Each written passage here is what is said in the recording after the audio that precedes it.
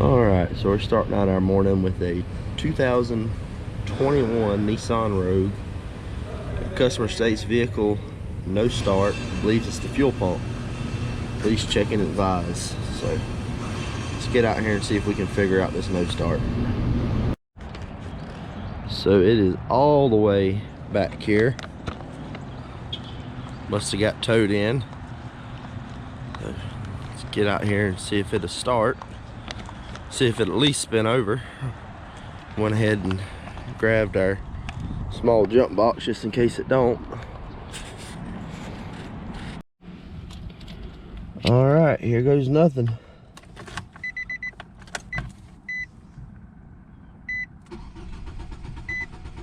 And yep, there goes nothing. So let's go ahead. Let me see if I hear the fuel pump.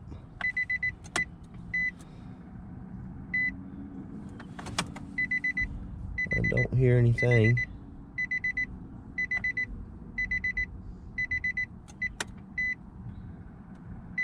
Well, I might hear something. I'm gonna pop the fuel line off and see if we got any fuel pressure. Alright, let's see if we can get to the fuel line. Got a little cover over it right here. So, let me see. Since all I want to do is just check to see if I got any fuel pressure. I'm just going to pop this off and kind of slide it out the way so I can get to that bolt. Well, if I can, because I don't have a whole lot of tools out here with me. I'm a long ways from the shop.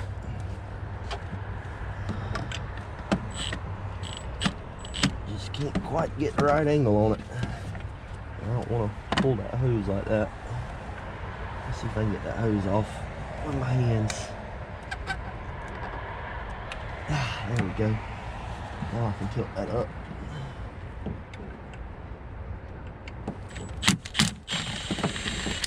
Take that little cover off right there.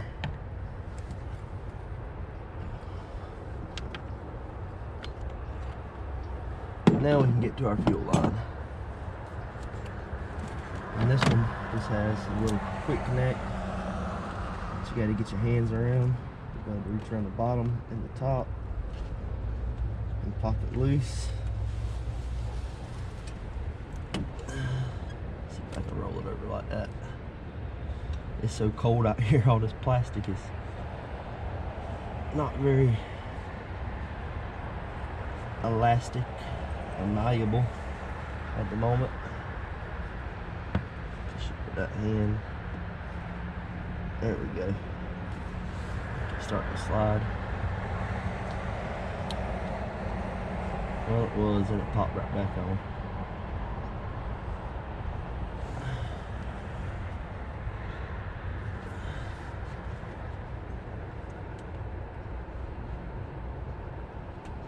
There it went. Now let's see if we can't get covered in fuel.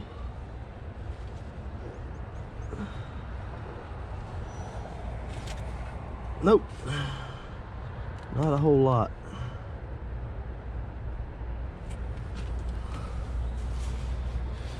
Well, I got y'all out here. Y'all tell me if any fuel comes out of there when I switch it on.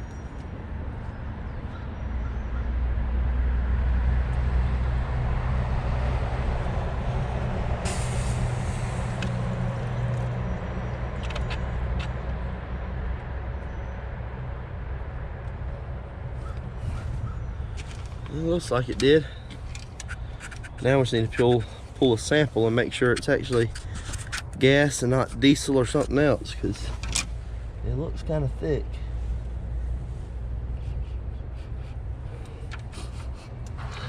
And yep, that's diesel. Okay, somebody pumped diesel in here. So challenge now is going to be getting it into the shop, get that tank cleaned out. All right, so that's our problem. Got diesel in the gas engine.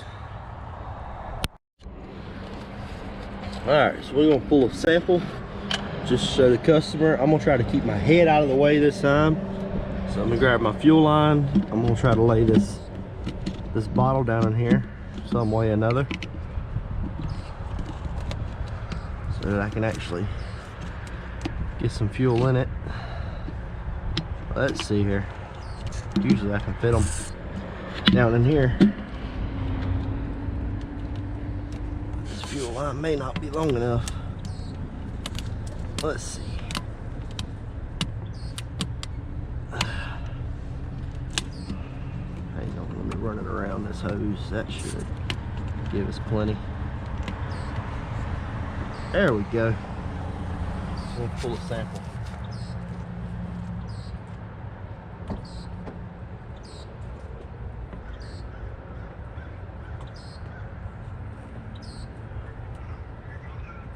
Yeah.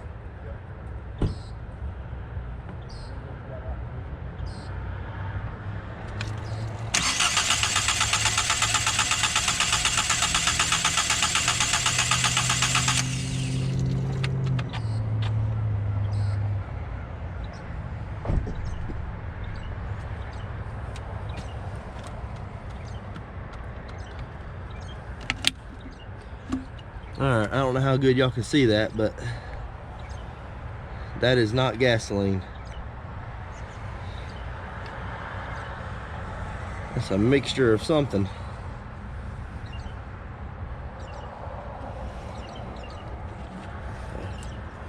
We'll let that settle out, cap it off. Now we got something to show to the customer, tell them what's in their tank. So now we'll just see if the customer wants us to flush that out.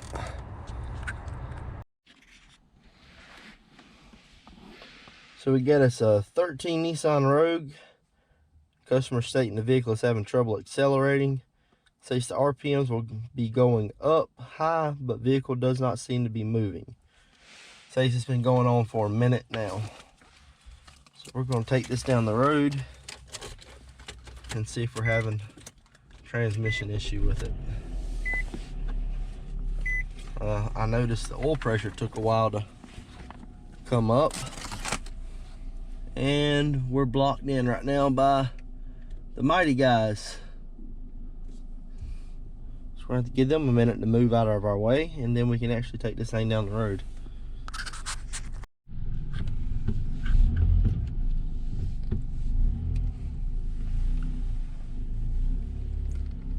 All right, let's see what this thing does.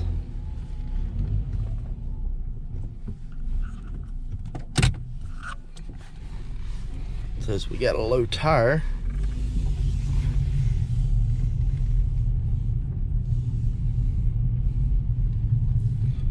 I'm more concerned about what that RPM is gonna do. Ooh, door lock actuator. I think it's seen better days.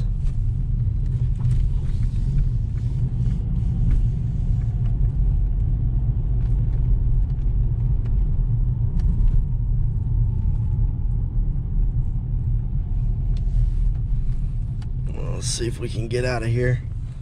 They did not make this easy. You can't see. Looks like we're going to get a green light though. That helps us.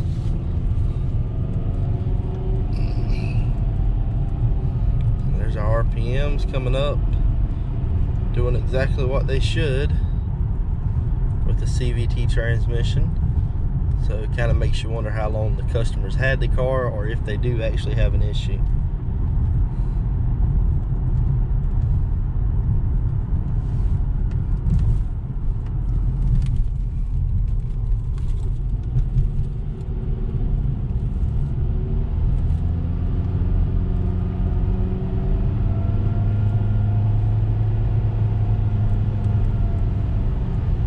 Seems to be driving like it's supposed to at the moment. We'll let it heat up and then see what happens. Sometimes we get issues with these after they warm up.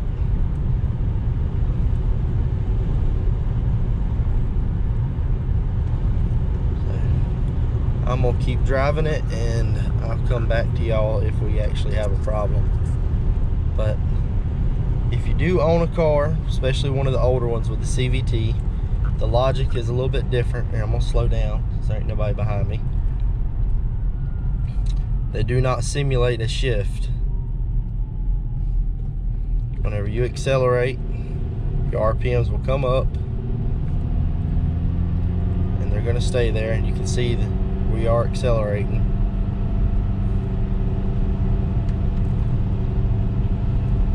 Nothing is shifting, or we don't feel a shift, but our gear ratios are changing, and that could be what they're complaining about. But like I said, I'm gonna keep driving it and see if something happens. Now if our RPMs were just staying high while we're cruising, which they're not, they're coming down where they're supposed to be at 60 miles an hour. Now if we were cruising at 60 and our RPMs were staying at like 3,000, then we'd have a problem. So let's just keep driving it and see what happens. Alright, so we're pulling back up to the shop. It has not acted up, but I do hear,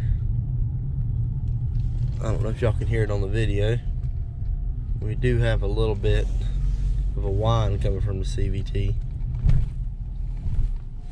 So let's pull this bad boy into our bay, and we're gonna check codes on it, just to see if we got any transmission code set, because that will not always turn on our check engine light. So let's back it up here, and we're shooting for that middle bay right there.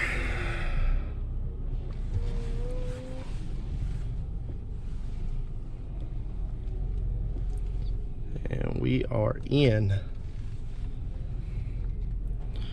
All right, well, let's look it up and see if we can get any codes in it. That whine is not that bad, but it is there. Sounds like the pump, maybe. All right, let's pull some codes. All right, so I'm trying something a little bit different so y'all can see exactly what I see. So we'll see how this works. We'll go ahead and open up our console, and I will get, I tell it to go home, somebody just used it. So let me get all this set up, and we'll get we'll see if we got any codes in this car. All right, so let's get this hooked up, see if we got any codes in here.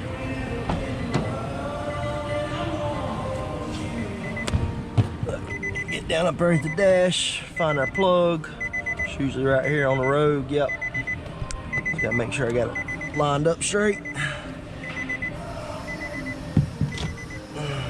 I'm just gonna go ahead and start this one up while we pull codes. That oil pressure still took a minute to build up. Oh yeah, let it boot up. Let this pick it up. So let me just go ahead and we'll skip this long process. I'll go ahead and get everything pulled up. Okay, so we do have a passcode for the torque converter. Now, this is the older cars, so we're not going to go to our service manual. We're going to go to DTC codes. And I've seen this one before, so I know it's P0744. And it's actually a torque converter lockup solenoid, or torque converter control function. We can go through here. We're going to see the logic for it to set this code. So what has to happen for this code to set? So the DTC is detected if the CVT cannot perform lockup even if the electronic circuit is good. The TCM detects irregular by comparing the difference value between slip rotation. There's a big difference between the engine speed and the primary speed sensor when TCM lockup signal is on. What's our possible causes? The torque converter clutch solenoid valve or a hydraulic control circuit. Okay, so what I would do in this case is I could follow all of this, but we already know what could possibly cause our issues. It's either going to be the hydraulic circuit or it's going to be the clutch solenoid valve. So what I'm gonna do is I'm gonna test the solenoid valve, and if it's good, then obviously it's a hydraulic problem, or it's the actual torque converter itself. Most likely it's going to be a hydraulic issue with these. It is a pretty common failure. I've actually seen the torque converters go out on these and stay locked up. So it wants to know, this is basically what it wants us to do to confirm the problem. So we're going to turn the ignition switch on, select data monitor and transmission, start engine, and maintain the following conditions for at least 30 seconds. The accelerator pedal open more than 1/8. We're going to be in the drive position. Vehicle speed, constant speed of more than 25 miles per hour. And then we want to see if P0744 is detected. If it is, we go to diagnostic procedure. If it's not, then it's an intermittent incident. Since our code is passed at the moment, it's probably an intermittent incident. At which point, if we do have the code, we will check our line pressure, and we can look up we hit right here, inspect and judgment. That's going to tell us what our line pressure should be. If it's good, we go to 2. If no, replace damaged parts. We'll check our converter clutch solenoid valve. I can already tell you I have a good idea of what the problem is, because we can hear that whining sound coming from the pump. So at this point, with this being a CVT transmission, Nissan does not recommend on these year models any rebuilding, especially due to the mileage. It's had 110,000 miles. If there was an electrical issue, we wouldn't have this code, because you can see in here the CVT cannot perform lockup even if the electrical circuit is good. It is set a different code if we had electrical circuit issue, because of the logic in the TCM can tell if there's an open or short in that circuit. So there's not an open or short in the circuit. So no, the key is the key waiting? Yeah. Shit. No, I was doing this. Jurgen was all over me about this one. What's this one? Transmission issue. It's gonna be a transmission. All right. So we'll do the key, and then come back to this. But long story short, this one's gonna end up being a transmission. I've got to program a key real quick, so let me go ahead and at least print these codes before I close all this out, because I might have to have this program key.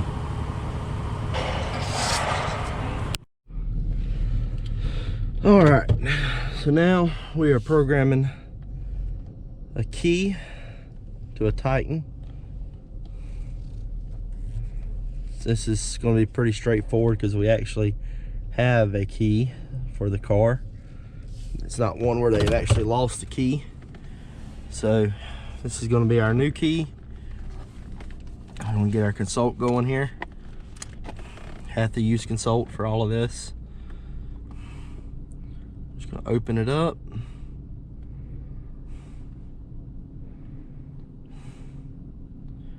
And once again, I may skip some of this boring stuff. We'll see. Okay, it opened. It's got to be one of the slowest computers. And I am a tech guy, kind of. So I have updated the RAM in it. I've put a SSD in it, did away with the old hard drive, switched over to SSD. All right, so we're gonna go to Immobilizer. Next.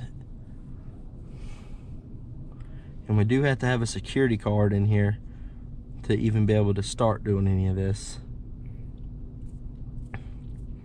And it just goes in the side of the computer right over here. show you that. That little card right in there lets us program keys. If we don't have that, we can't program keys, and we have to order that from Nissan. I am not sure if there is any aftermarket coverage for programming keys on these. I'm sure there is. Everybody's always coming up with something, but I don't know how they get the codes. So we get the codes from Nissan. Unless Nissan supports some type of aftermarket system for people to get the codes that they have to pay extra for. So you'd have to be programming a lot of keys probably to make up for the cost of whatever that subscription would be. And of course we have to do the whole waiting thing.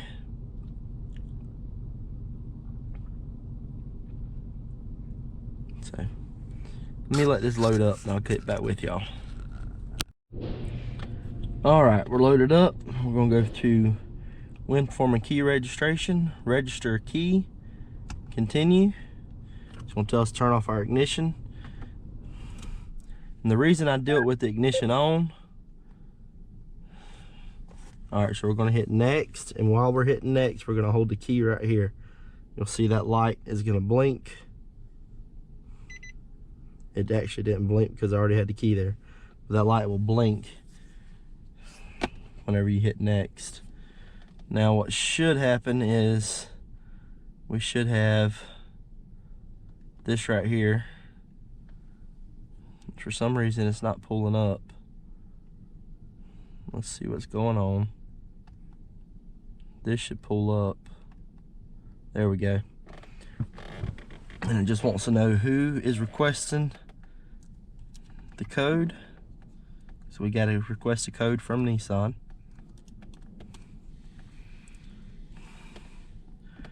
And we got to tell it what country we're in. Now, this is the pin that it pulls out of the car.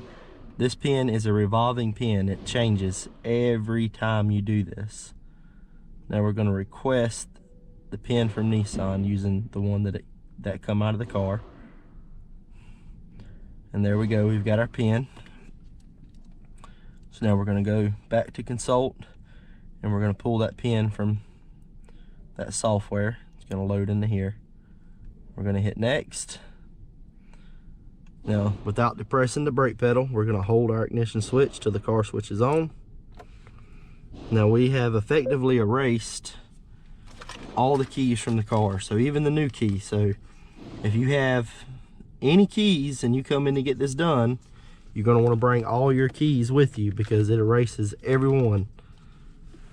Alright, so now I can just simply, I could use this, but it doesn't matter. All it's done is put the BCM in learning mode. So now you're going to see that it's going to blink. I'm going to stick my key up here. And I got to do it just right. See, it missed it. You hear that beep? So I got to get it just right where it hits that antenna. You'll get a flashing light up here. Once that light stops flashing, we'll take that key away. We'll take our next key we want to program. Same thing. We're going to hold it up here. We're going to get it just right. You'll see that light right there flash, which is basically our security light. And then you take any key that's been programmed to the car already and hold it up there. You'll get that beep, and whenever you turn the ignition off, you'll see steering lock registration completed. Different models say different things. Some will say key registration completed, but that one said steering lock registration completed. So now I really don't need this anymore. I can just go ahead and close it. This is the fast way of doing it. Instead of having to sit there and follow all the steps on there, since I already know how to do it, I don't have to follow those steps. I'm going to open the door, and I'm just going to double check. That key locks the doors. That key locks the doors. So they're programmed. Now I can take this key, set it up on top of the car so it can't reach the antennas. Make sure my truck starts.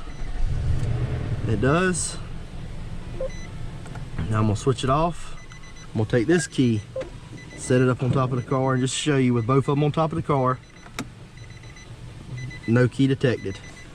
All right, so now I'm gonna grab my other key, bring it into the car, and the car starts.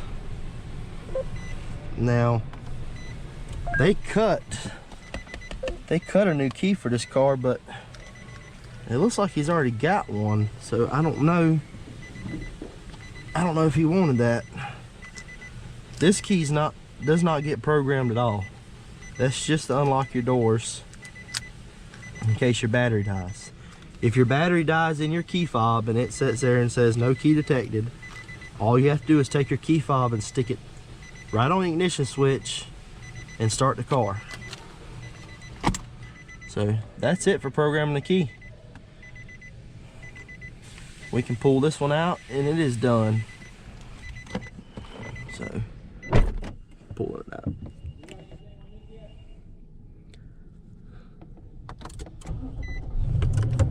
So you got one person wanting you to do one thing and one person wanting you to do another thing. It's just go, go, go. So this one's a waiter. The other one's not a waiter, but they're wanting info on it right away. I don't know if y'all can see in the mirror or not, but that's got a car right behind us that we don't want to hit. We're gonna pull back forward. Get this truck out of here. Got somebody else walking up to us to ask us a question. Did you ever find your thingamajigs? No, I gotta look in Brad's box. Brad probably has it. Okay. You think it's locked up? Probably so. It may be laying on top of the box. You got anything I can tell her? Just she's in there waiting, so I need to tell her. Or nobody told me she was a waiter. Stamped it. Waiting. I think I did. Okay, it's looking like it's gonna need a transmission. Okay. I got a whining noise coming from the pump, and I got a torque converter code, which means it's probably not getting enough pressure to lock up the torque converter clutch. All right. I guess I just need an ASR then, because she got it. You were pushing him. He had a waiter. Yeah. Yeah, I gave him that way before this. Waiter. No, that's not a waiter. Yes, it is. He's sitting in the lobby.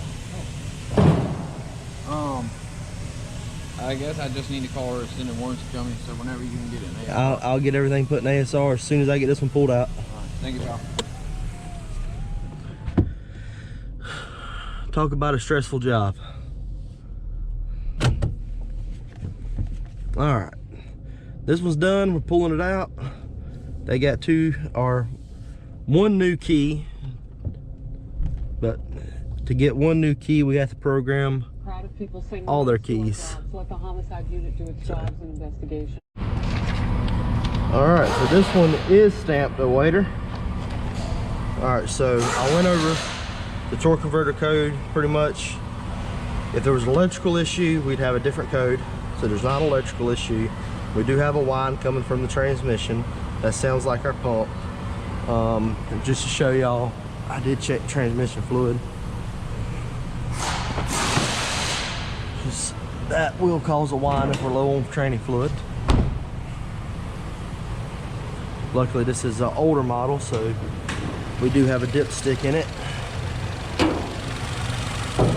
Man, I grabbed my pocket screwdriver. If you want to know why my toolbox is a mess right now, it's because I got 4 different cars I got to look at all at one time, and I'm trying to get to all of them. I mean, here's another one I got, here's another one, here's this one, and I just finished up that key program video, so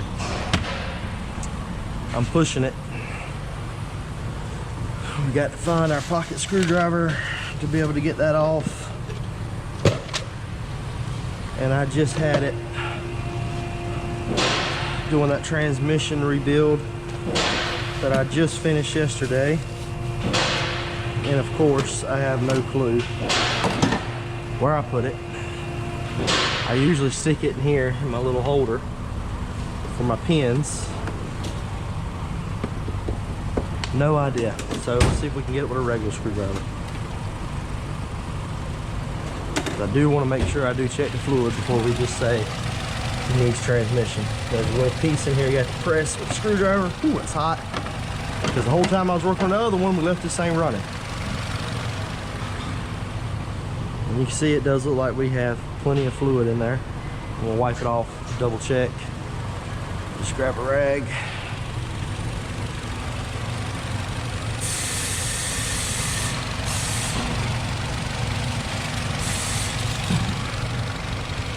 And yes, we have fluid in it. Now, somebody's been messing with it because you can see that's broke. And the reason I'm smelling it is because CVT fluid has a distinct smell, which doesn't smell like that. So somebody's added something to it that wasn't Nissan CVT fluid. All right. So what I'm gonna do is I'm gonna go ahead and write everything up since this has extended warranty on it. And we're gonna see if we can get it approved through extended warranty for transmission. So normally I'd write on back of the ticket, but we've got a program. So everything goes on this computer right here. I basically just pull up that RO number. Looks like I've been typing on accident, which is 191668. Gotta add the S, which basically is our location. Now I have manager privileges in here, so I'd have to do it a little bit different. Go to inspect. I can assign myself to the ticket. Just is going to do this. And now I can add our service. So mine looks different than everybody else's. And we're going to add transmission. I gotta spell it all out because we're doing transmission replacement, and there's no op code for transmission replacement, and I put too many S's because I'm rushing. And then I'll just hit R and replacement should come up. There's no selection for CVT, so we're going to do automatic. On details, we're going to put what we found, which was we found P0744 stored in our TCM.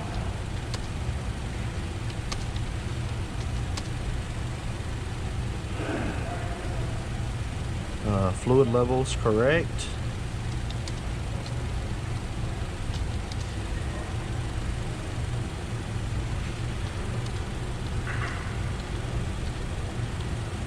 Guys, my typing today. Alright, fluid level is correct.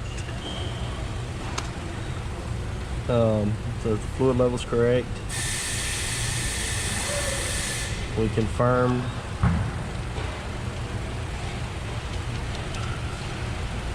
that our TCC, which is torque converter clutch, is not engaging at times.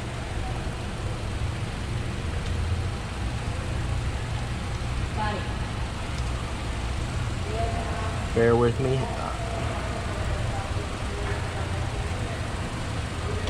I'm not my wife is the speller in the family, so if I can't spell, I go to her.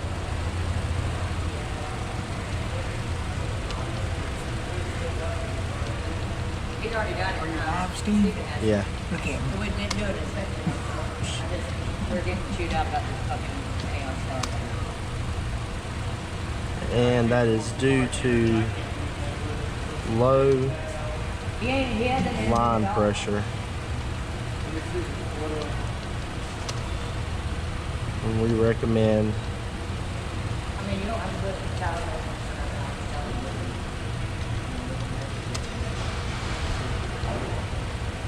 replacing the CVT. We enter our labor for it. Do 12 hours. And add. Now, we also had these codes here, which is not related to this. We got a no data for our front left, which is our front left tire pressure sensor. So if we got that, they normally all fell together. So I'm gonna type in TPMS. and that should pull up. Should. We're gonna do tire pressure sensor, I guess, since it ain't gonna work. All right, there we go, tire pressure control sensor, and we're gonna tell it we need all 4 due to low battery, because your tire pressure sensors actually have batteries in them and are not rechargeable. And that should calculate itself because it's basically 0.3 per tire. And that is the major problems here. I'm gonna go ahead and check, switch the car off, check my air filter, check all of these, and select them, put them where they're supposed to be. You know what? I'll go ahead and show you all that process. So, we're gonna go to the car. We'll take our tread depth gauge. We'll check front tire, which is at about 9/30 seconds. Check our rear tire, so obviously they just had tires put on it. Same, 9/30 seconds. So we'll go ahead and check off those. Tires are at 9s. 9/30 seconds on our tread depth. Switch the car off, pop our air filter out.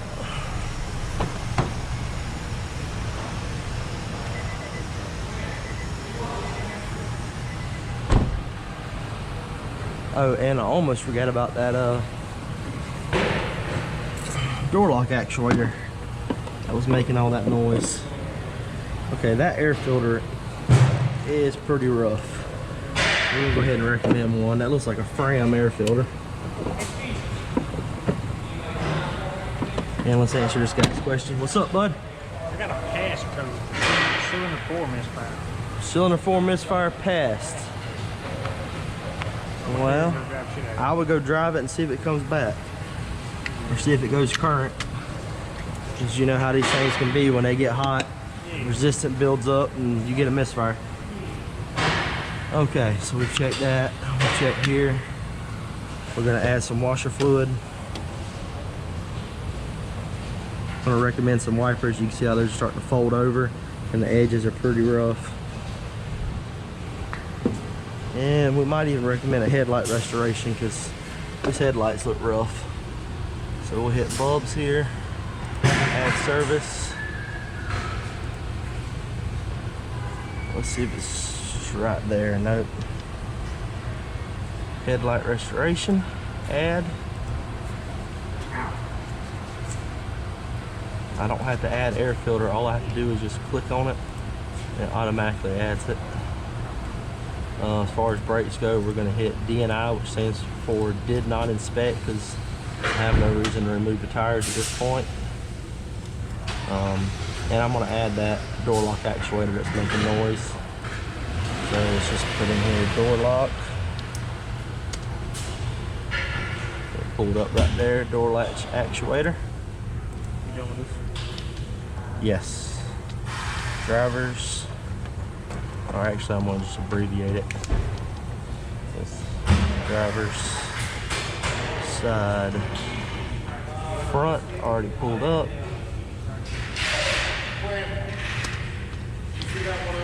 Making loud noise when actuated.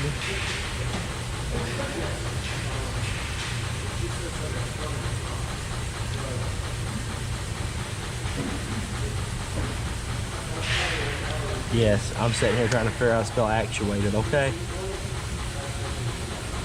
Help me out here, spell check. Ah, I misspelled loud. Come on. That's gonna be 1.5 to remove that door panel and install that. Also have to move the outer door handle.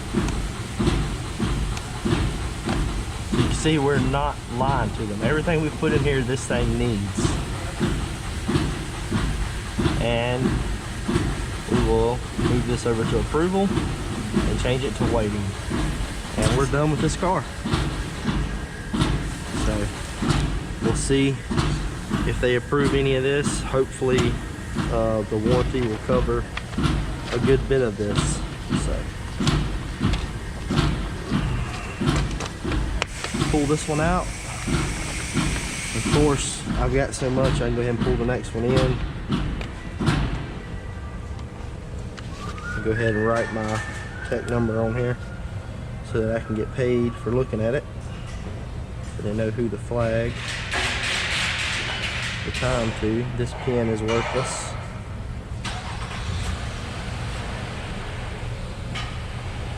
I think they aren't to know who that is. I'm the only one in here with that short of a tech number. That's how long I've been here. I'm the only person here with a 4-digit tech number. Everybody else's is 6-digit. If that gives you any idea of how long I've worked at this dealership. All right, looks like our next one is going to be customer states vehicles making a ticking noise and is driving perfectly fine. Customer states there's a vibration coming from under the hood. Please check and advise. This is on a 12 Nissan Rogue. So let me get this one out and we'll get the other one in. So this is our Rogue with a ticking noise and a vibration coming from under the hood. So we're going to start it up while it's cold right now and see if we can hear with them over here working. See if we hear any ticking noises.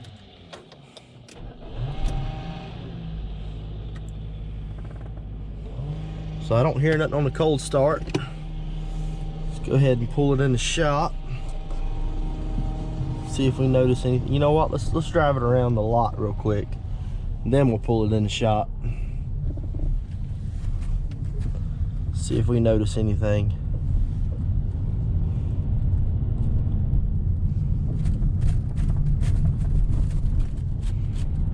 So we've got water bottles rattling in the back. I do hear something when I hit the brakes there.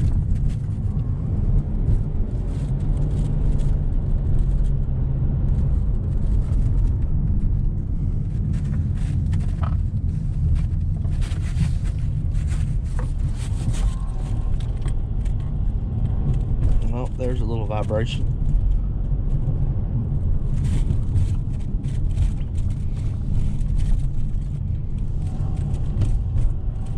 Oh yeah, I hear it.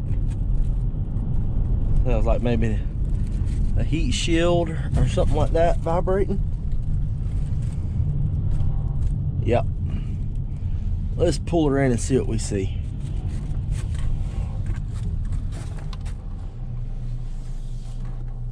Oh yeah. I don't know if y'all can hear that.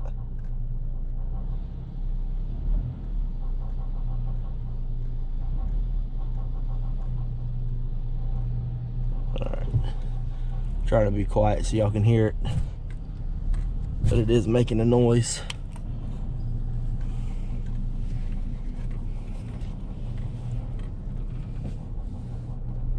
Go to my preferred bay.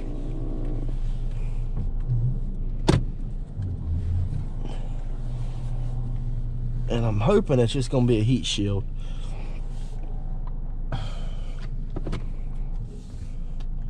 We'll find out when we get out and look.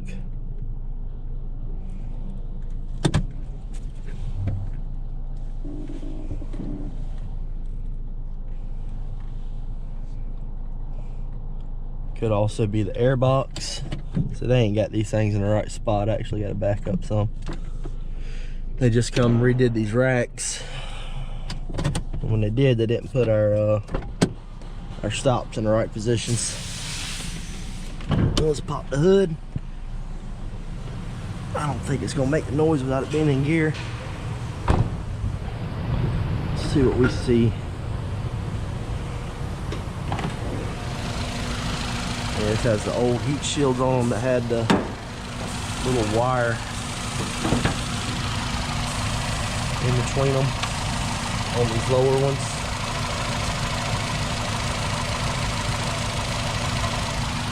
Make sure our air box and all is tight.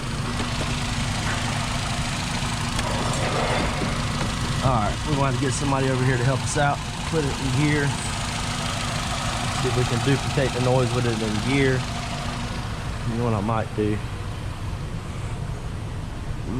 Let's see if the parking brake will hold it, which is not always the best idea. There we go. Now it's doing it pretty steady.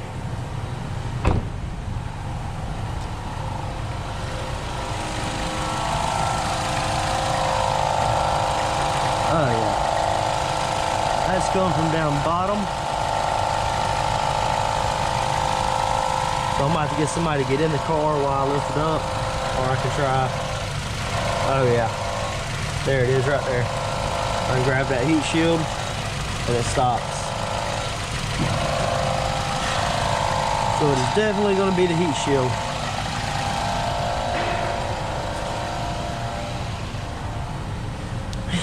And that is a pretty common issue.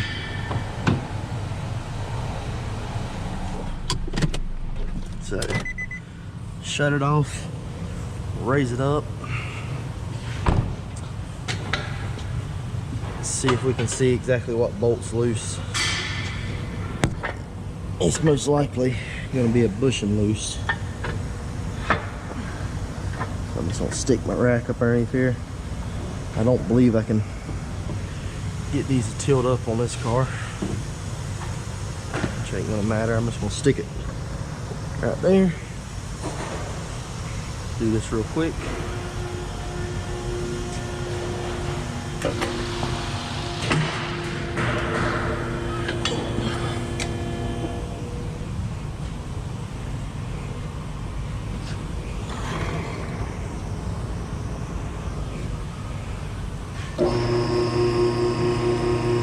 Going up.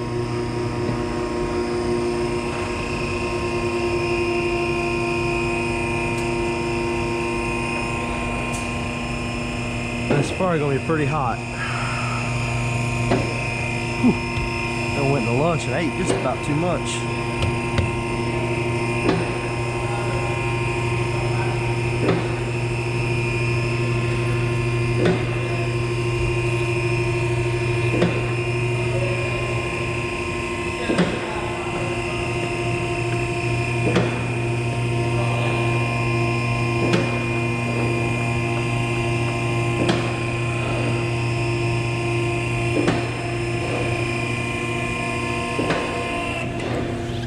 Let's see if we got any signs of where this thing's been hit. Nothing like that. Listen to that. You can hear it shaking. So it is the rear one, which is the hardest one to get to. The whole manifold's gonna have to come off. Let's see. Oh, my flashlight is right here. One of my flashlights. I accidentally left my good flashlight at the house. We actually cannot see in there. I can go ahead and tell you that it is a, one of these bolts is probably broke. So this does not have the little bushings. There it is right there. And it is not a broke bolt. It looks like it's broke off of the manifold. Let's see if we can see inside of there. Yep, we got a broke weld. So they actually need a whole new converter. Or we can do away with that heat shield. So let's give them the options and go ahead and do our inspection. So every car gets an inspection.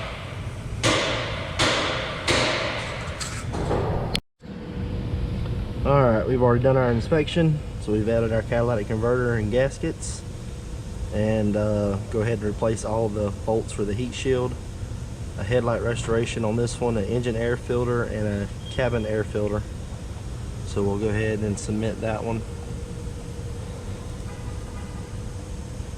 Let's see here if it'll let me go this way. Nope, so we'll have to put it in approval and set it to waiting. and it's been changed to working, so they're working on it. And we'll get this one turned in and wait for approval to see if we can do any other work on this one.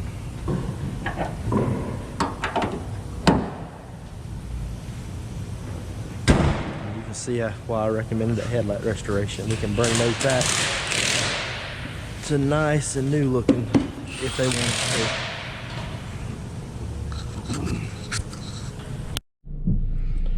All right, so we're pulling this one out for right now to wait on approval. When we get approval, we'll be bringing it back in. If not, they'll be paying their diag fee, and that'll be it. So, we'll see what happens. All right, this is just how slow we are. I'm actually about to do a used car inspection. This is a car that's been traded into us. It's a 2021 Chevrolet Traverse, but only 1,400 miles on it, so it won't be much of a used car inspection.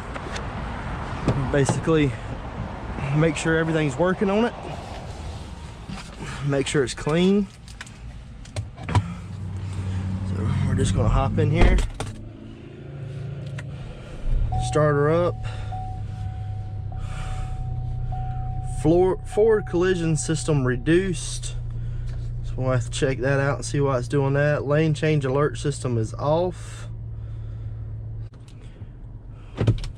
Is there a button to turn it off and on?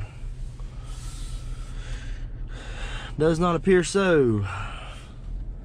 Let's take her down the road, see how she drives, and then go from there. I like their little bird's eye view camera here. I wonder who came out with that first. I know Nissan's had it for a while.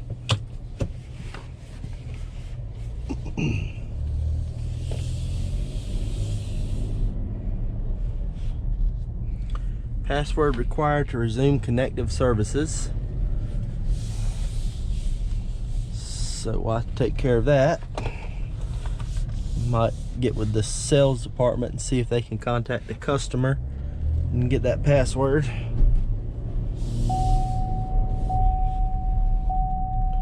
Park vehicle and enter password. Nice. Now you can see what I mean about how hard it is to get out of this spot. It ain't as bad today because normally they have trucks parked right up there on the curb and you can't see nothing.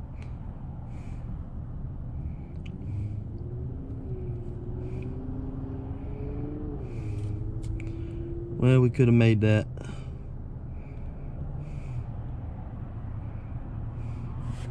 Alright, I don't see anything. We're going.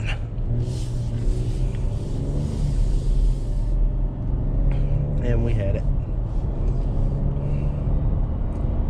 Okay, there goes our lane assist. There goes our forward collision. Everything's working. So it might have just been where we were parked at and it couldn't see. Or it could be all this dust all over the windshield too. That'll definitely cause an issue with it. Let's hit our sprayers there. Oh yeah, look at all that pollen. And the reason I'm saying that it causes an issue is there's a camera right here and it has to be able to see.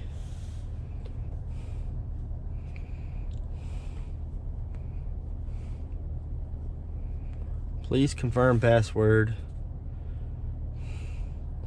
We're just going to close it because we don't know the password. And I'm assuming that's for the ability to control it with your smartphone.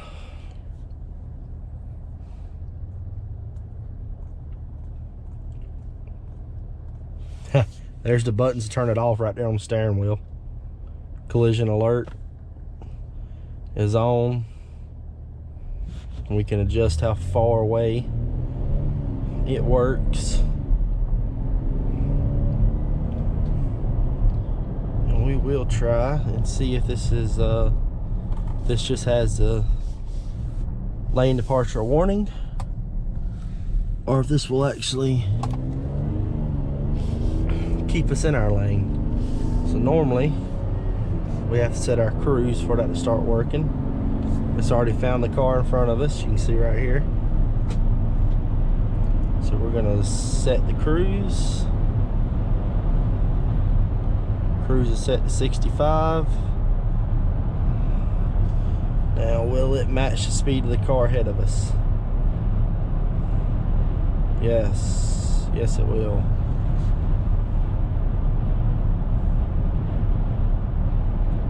So we do have intelligent cruise. Will it keep us in our lane? Not quite. Oh wait, it might be. Oh, it's not matching the speed. It's giving me a warning that I'm getting too close though. So we might not have intelligent cruise. Now why would you put all this stuff on here and not give it intelligent cruise? It can detect the car in front of it, but it can't slow down to miss it, and it tells me I'm following too close. Oh, now it's a safe distance, it thinks. Huh.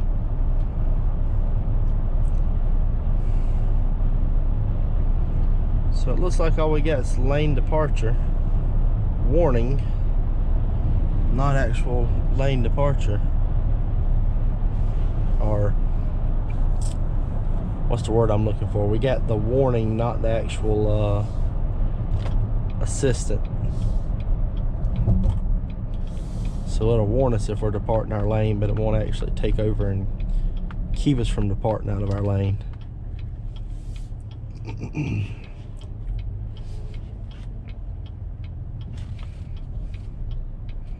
So we are slowly getting there. A lot of cars already have that. A lot of cars will already drive themselves. This is not one of them.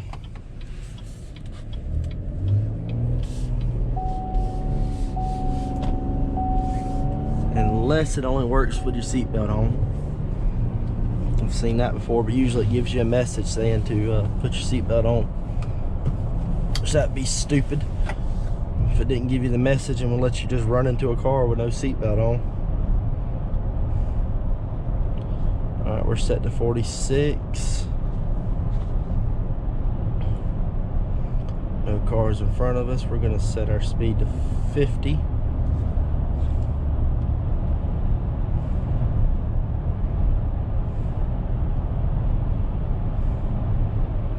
Got a heated steering wheel. Hang up. Let's make sure our AC works. There's our blower motor. And boy, does it make noise. I don't want defrost. I'm going to go to AC controls. They're all built into our touch screen, or you can control them down here. All I want is the vents. Alright, it went to them. And we got cool air. Make sure we get hot air.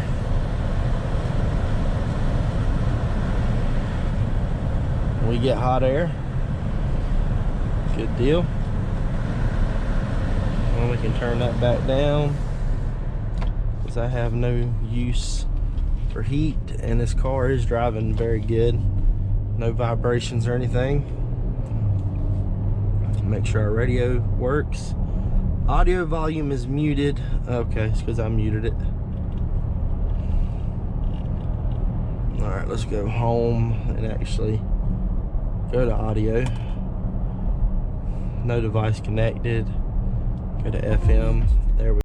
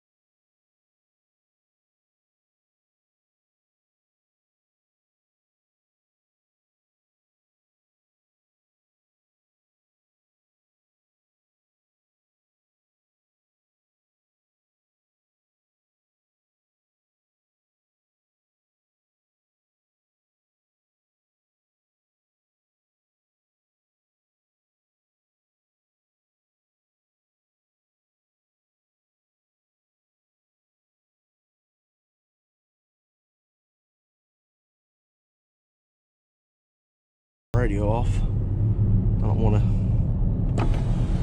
There we go, tilt works.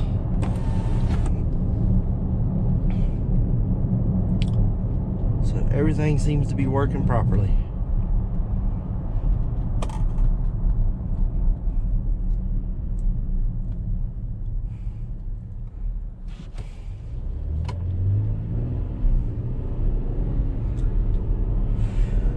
With 1,400 miles on it, I would hope everything did work properly.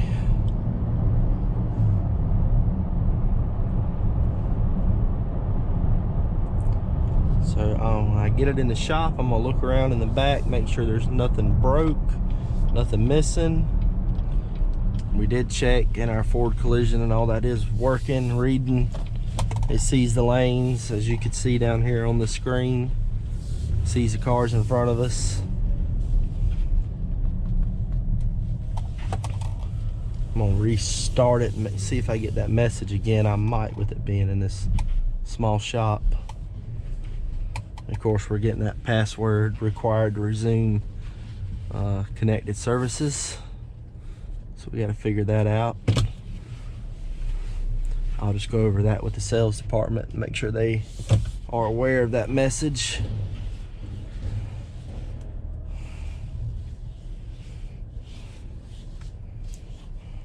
All right, we're in here. Auto headlights kicked on. We got brights. We got dims. We'll turn auto off. Of course, there we go. Check blinker. Left, right, working. Shut it off. Let's see if we get that message again. Open the door so that everything turns off. Automatic all-wheel drive mode on. Forward collision system reduced. Lane change alert system off. So I don't know if that's something that they've got turned off, because I mean, we can see all this working. Let me see if there's an option in here for any of it.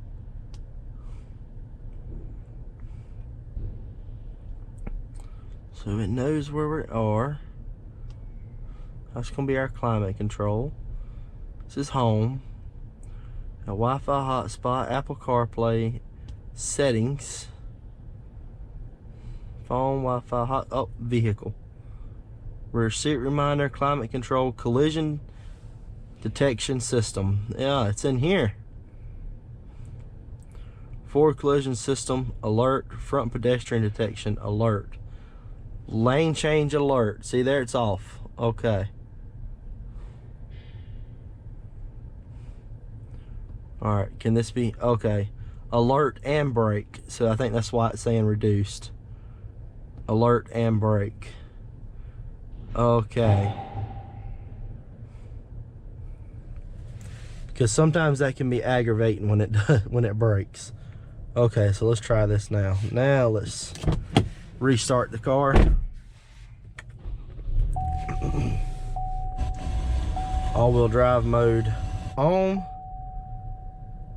and we don't get the reduced message. So it wasn't actually a problem with the car, it was a problem with the settings in the car. So they won't get that message. I think the best thing to do, if there is a option, since we're trying to sell this as a new or a used car, here it is right here. Return to factory settings. That's going to be the best thing to do. Erase vehicle settings, erase settings and personal data. Clear default applications. So we're going to erase settings and personal data. Are you sure about erasing app data settings, user profiles, and personal data in the vehicle? Erase.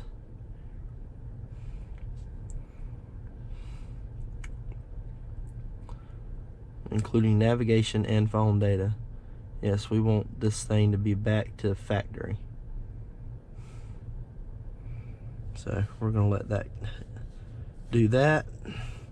So whenever the new owner gets his car, it will be like a new car. And this is also pretty cool.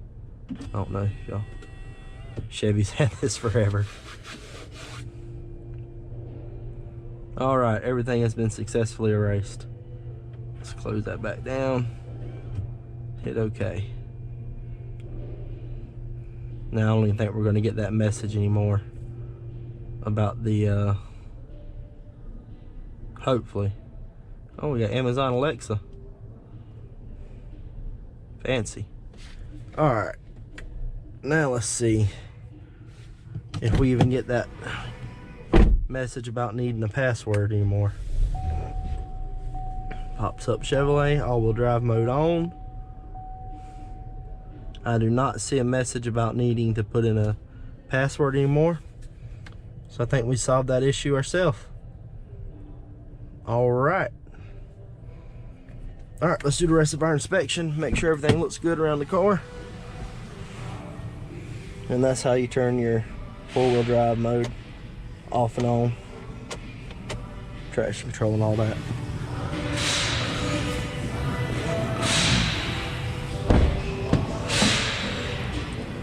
So everything looks nice and clean back here. All right, so we're pulling the Chevy Traverse out. Did happen to get some more work, thank God. The Sirius XM Platinum. So we're gonna put this one back on the lot where it came from. Is this good to go? Grab this car. Another Nissan Rogue. It seems to be Rogue Monday. Everything I've worked on today, I believe, has been a Rogue. So we'll go ahead and park this and grab our next one.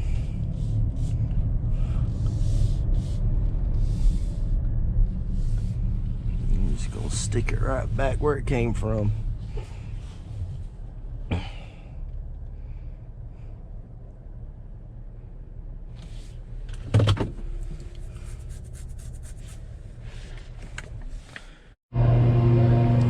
Alright, let's pull in the next one on the list.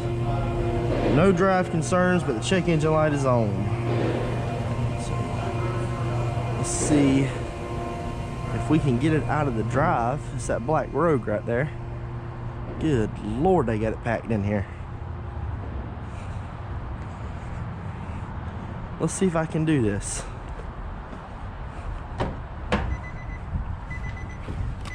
Ain't gonna be easy. So let's fire it up. Let's see if our check engine light is actually on. And it is. All right, let's get out of this tight hole. I'll cut the wheel as hard as I can this way. Back up. Almost hitting that Maxima behind us. See if we can fit through this little hole right here. Barely. I mean barely.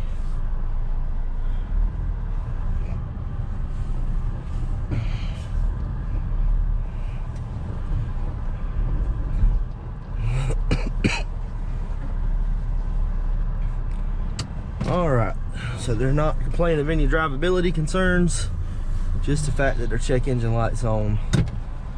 Let's see if we can figure out why.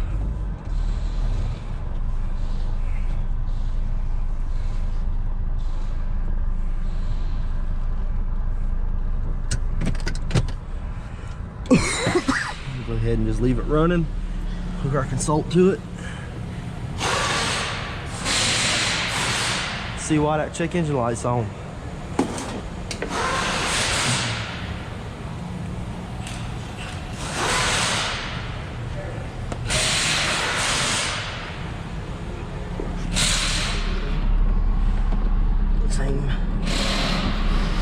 Same as everything else we worked on today, so this is a little bit newer model. So we got that plugged in.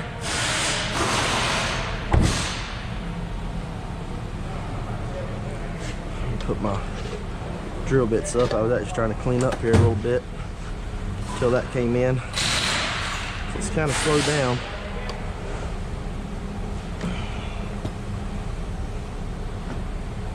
And we wait. So let me go ahead and we'll skip through the waiting process. All right, so we're in here. we've got ECM backup circuit, P0603, and then just some low pressure or low air pressure code set for our front left, front right, and rear left tires. So let's go in here and let's see. Make sure there ain't no bulletins for this code. Looks like there's an open campaign on this car. Yep, we got a bulletin. Let's check that out. Alright, this TSB only applies to vehicles equipped with multi-port injection.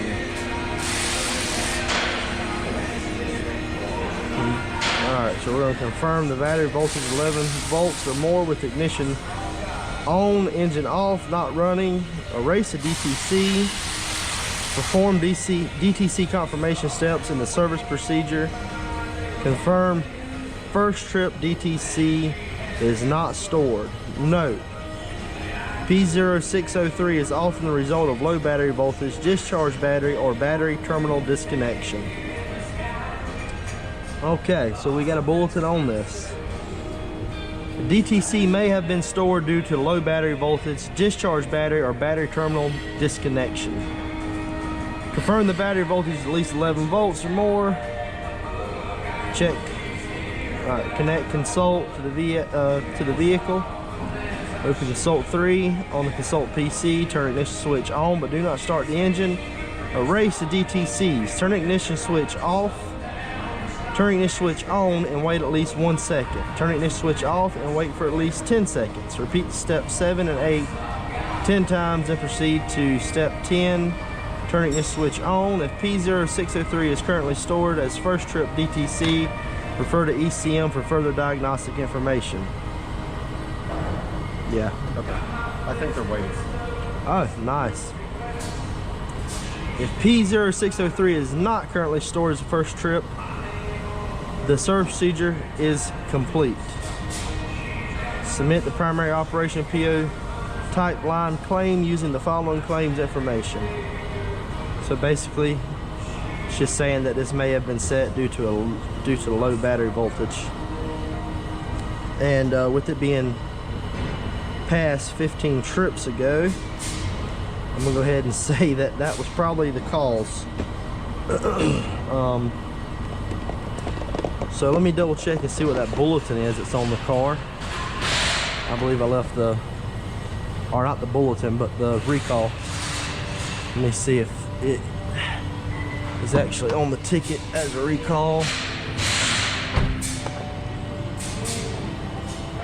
No. So let me go back.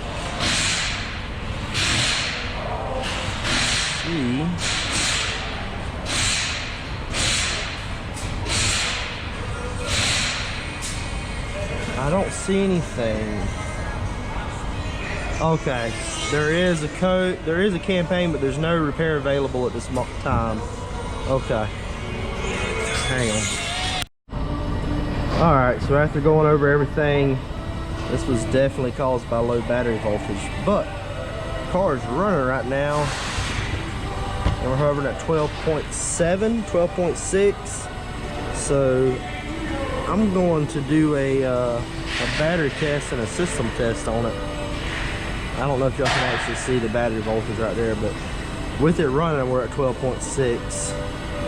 So let's erase the codes. We're going to follow the procedure. I did go ahead and print the codes. So we got them printed out there. Now we're going to turn the ignition switch off. Let me make sure I follow this exact. Not service manual. Bulletins, cancel. Bulletins. I've got 2 other waiters.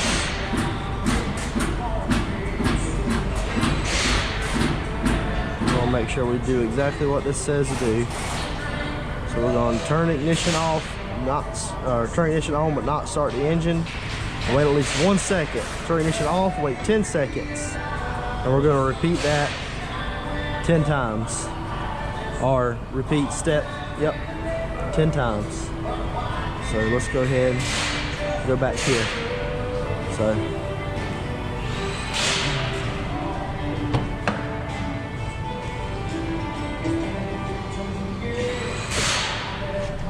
let's turn the ignition off, wait 10 seconds.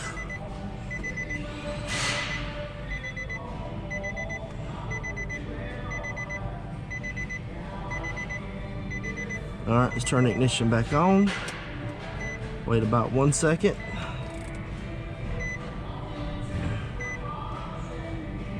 That was way more than 1 second. Off.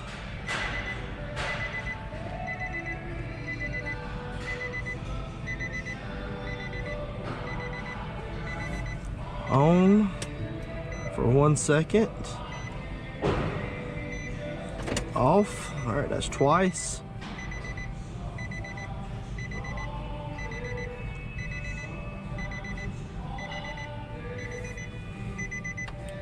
All right, back on. All right, that's number 3.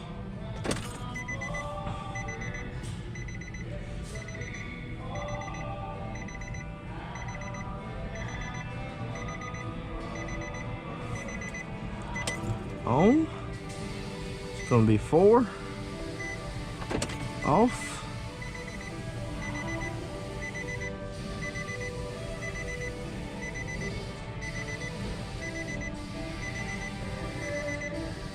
Back on.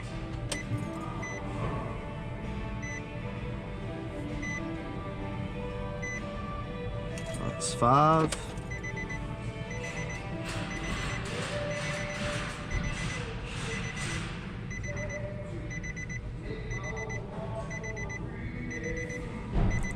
All right, number 6.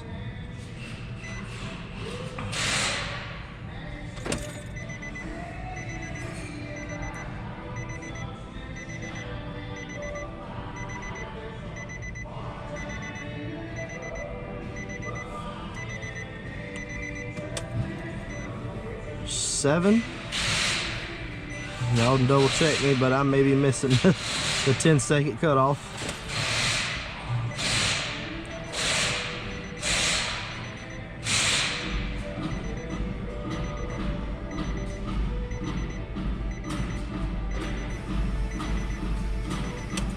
8.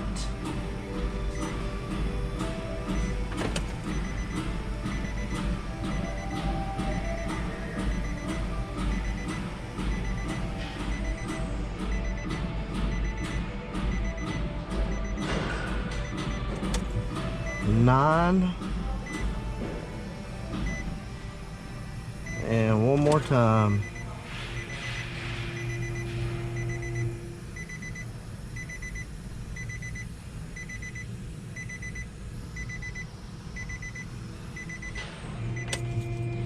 And 10. Let's go see if we set any codes.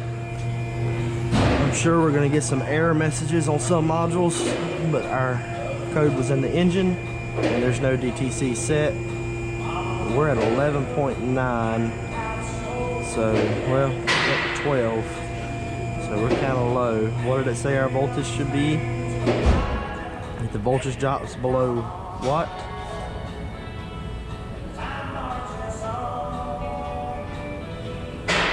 At least 11 volts or more, so it has to drop below 11 volts. And we're at 12 right now, so I'm still gonna test the battery. 11.9, and that's after cycling ignition that many times. So let me get my battery tester. It's not sitting over there where I thought it was. Alright, so we gotta close consult, or else it's gonna tell us that it noticed system noise. We're gonna close it and unplug this.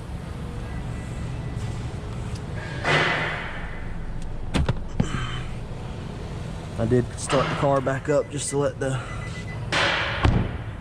battery build up.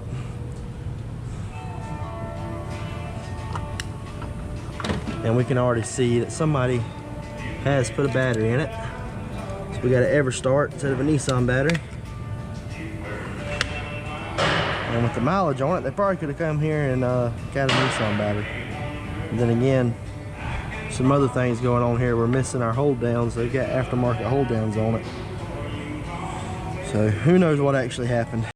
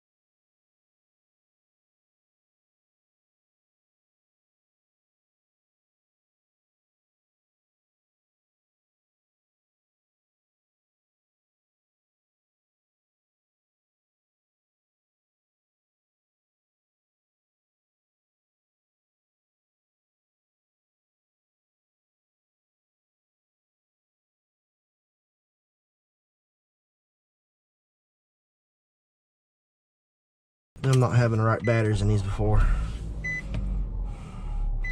Alright, it detected the start. We want to ensure that our high beams, all that's off. That's just our daytime running lights. Hit next, and now it's testing the alternator at idle. I don't know if you can see that, but we're at 12.5 volts. Alright, now it's going to ask us to rev the engine between 2,000 and 3,000 RPM and hold it there. Gonna hit next. We're at 12.7 volts, 12.6 volts. Should be much higher than that. All right, return to idle. Now we gotta turn on our high beams and our blower motor wide open. I don't want the AC compressor on. Still only at 12.7. Drop down 12.6. Now I'm gonna hit next.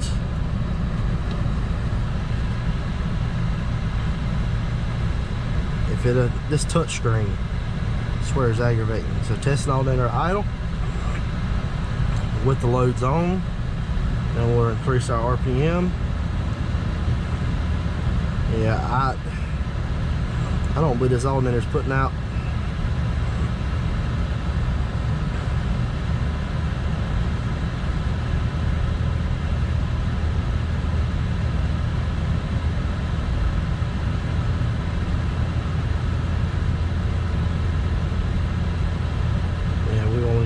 4.8 loaded. All right, now we can turn off all our loads.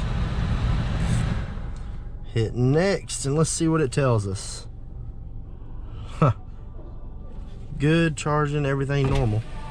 Sorry, I just have to ask a quick question. So that catalytic converter recommendation, he says since we found the broke weld, would it be possible for him to just fix that weld instead of replacing that catalytic converter? Yep, it's definitely possible. Okay. Unfortunately, we don't have a welder here. Okay. So you can probably take it somewhere else and that does exhaust work or something, and they can weld it. Okay. All right. Cool. Thank you. Uh-huh.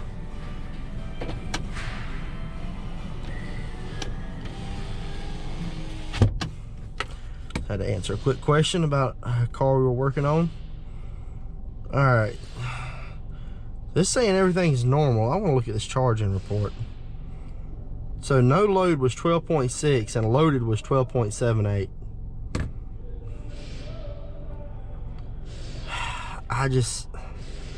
That's not normal to me. 12.6 is what you want to see the battery at. 12.69 is just it barely putting out anything. Please connect a compatible Bluetooth phone to use the Siri feature. I was holding down the button with that. Unfortunately, it says everything's good though, so I'm just gonna make the customer aware that it is kind of low on the charging side, but it's testing good at the moment. All right, so we're doing a used car inspection on an 18 Jeep Grand Cherokee. Looks like we've had some rat or something chewing here. I don't see where anything's actually, or any wires or anything's been damaged. Let's get this air filter box off.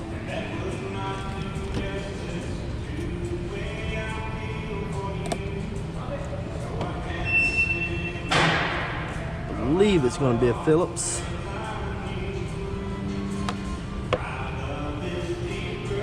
We'll see when we get over here, won't we? Let me get a light set up so we can actually see. I had it over here earlier when I was getting ready to start on it. Let's see if it's magnetic or not. Nope. Yeah, they don't make nothing out of metal no more. Everything's aluminum or something else. Everything but metal. Yeah, that's Phillips.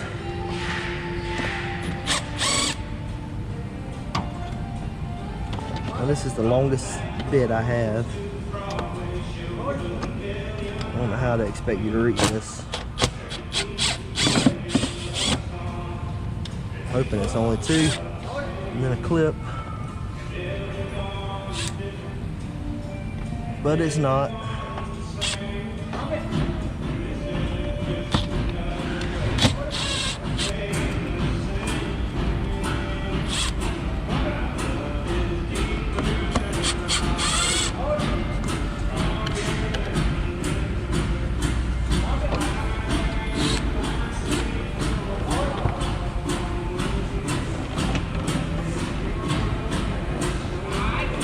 Still got something holding us.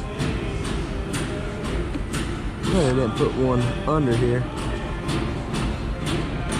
No, they didn't. There's supposed to be one right there, but it's missing.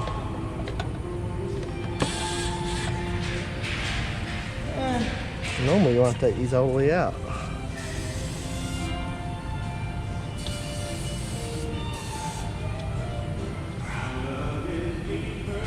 And this one's got 78,000 miles on it, so it's up there.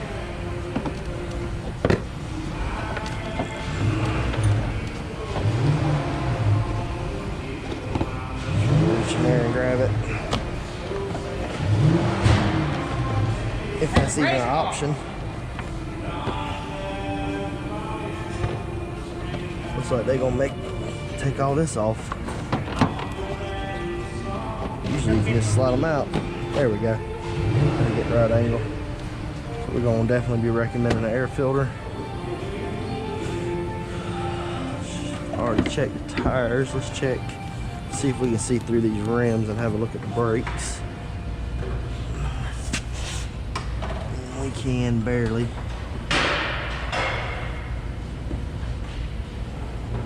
The brakes look good on the front.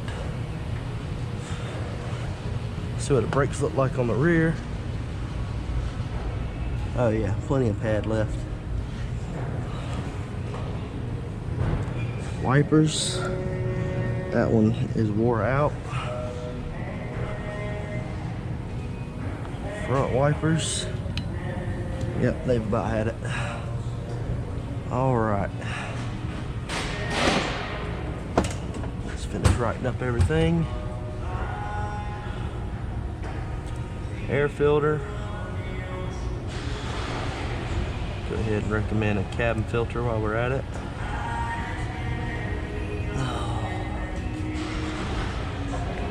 Front pads, rear pads.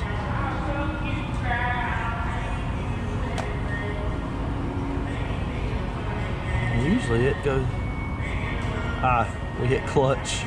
Say don't have a clutch. Then hit cabin filter. Now we gotta add our wiper blades manually. Get this in my way.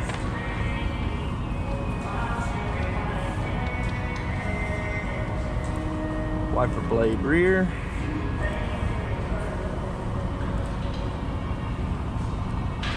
Wiper blade. And that should get us wiper blade replacement. Yep. And that. We already got air filter added.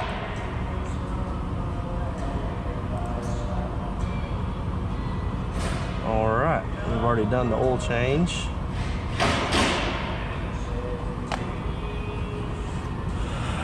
That's basically the basics of that.